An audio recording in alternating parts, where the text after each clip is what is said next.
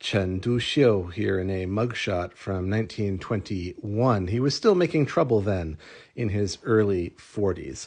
He was one of two of the founding figures of China's Communist Party, an organization that would expel him within the decade. He was one of those people that always thrived in opposition against the dominant culture, against the state, even against the underground revolutionary organization that he himself had founded. That doesn't mean he couldn't be constructive. He's most important, maybe, for founding a literary journal, something called La Jeunesse in 1915. New Youth, or Xin Qingnian, are its other names. It was the seedbed, the reference point, really, for a generation of young intellectuals who were part of what's called the New Culture movement of the 19-teens, rethinking what it would mean to be modern for the 20th century, building on the wreckage of an empire and a great tradition to make Chinese culture anew. It was the magazine of the moment, the one that everyone was reading or trying to write for. And Chen, as its founder, was its first voice, writing in the first issue what it would mean to be a new young person in a new century and making a new era. Youth was more to him than just a demographic or an age cohort. It was a way of being, and he hoped that we all might keep young while growing old. It goes without saying that by prizing the young, he was turning the tradition on its head. He had a manifesto, a series of challenges to anyone that wanted to be a new youth.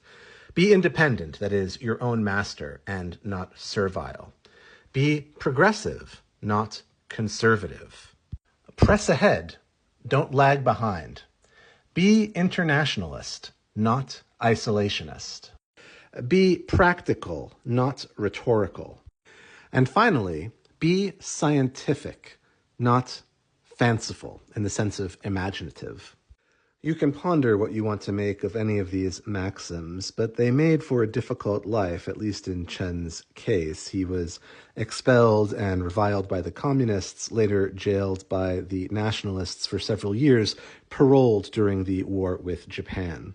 At that point, and he was getting toward 60, there were overtures made from both sides, the nationalists and the communists, to bring this sort of towering figure of an earlier era back into the fold, even if he had troubled relationships with some of the leading lights on both sides. But instead of being a joiner or a reconciler, Chen said no thank you, and he made his own way in relative obscurity.